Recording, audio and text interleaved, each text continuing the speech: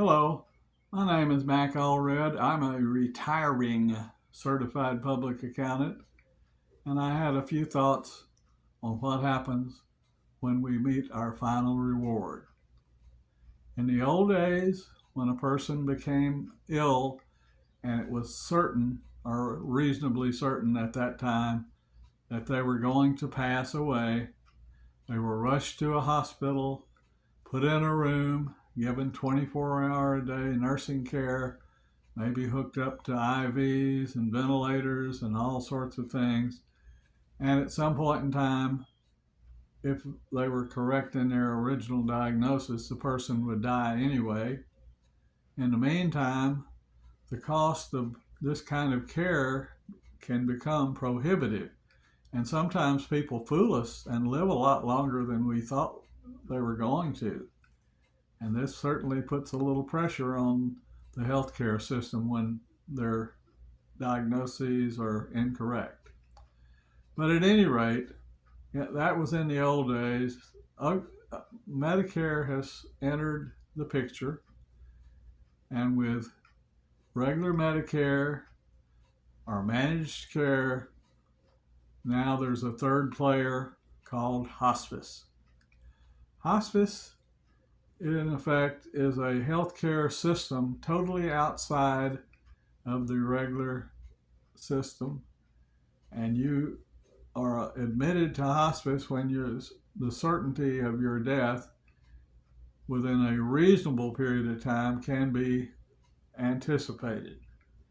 You're not given any kind of care that is going to extend your life. You're given what's called palliative care. If you have severe pain, you could get some sort of narcotic drug administered. And as a result of that, the patient is going to be a lot more comfortable and not have people running in and out every 5 seconds trying to take their temperature. But anyway, that's the way the system used to work. Today, we decided that we can't really afford that in all cases. For a patient who has regular old-fashioned Medicare with some sort of supplemental policy, the cost is about $35,000 for a patient to spend less than a month in the hospital and pass away. Hospice care, since it's done at home and the only costs are the medications that are purchased and the home health care people who make periodic visits, can be even less expensive than that. The big advantage to hospice care, however, is not, and I underscore not, cost savings. The biggest advantage that hospice care has is that the person who is deathly ill and going to pass with a reasonable certainty is able to spend the last few days, hours, minutes, whatever time it is, with their family, perhaps in their own bed. As a result of that, this relieves a lot of stress, not only among the patient, but also among the family members who now don't have to make that terrible choice of unhook all the machines and all the IVs and let's let God have his control. Now we do it more peacefully at home. I've been personally involved in 3 instances in my own family where people have gone through hospice care and passed away.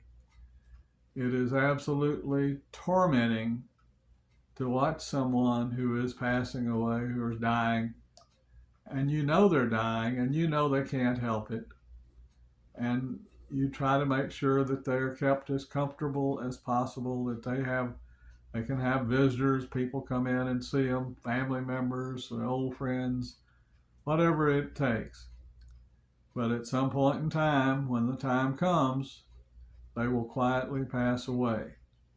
In the meantime, because they were able to get the medication, the drugs that it took to control their pain, they did not suffer nearly as much as they might have in a hospital.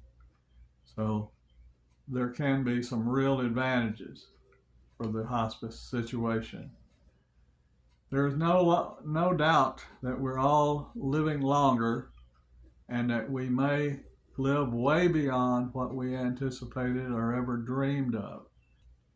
And I would highly, highly, highly recommend that you at least consider the possibility of the hospice care assistance for the patient to die peacefully at home. It is very meaningful to the rest of the family. And again, it solves a lot of problems and answers a lot of questions that do not have to be asked. Mack Allred, us old folks.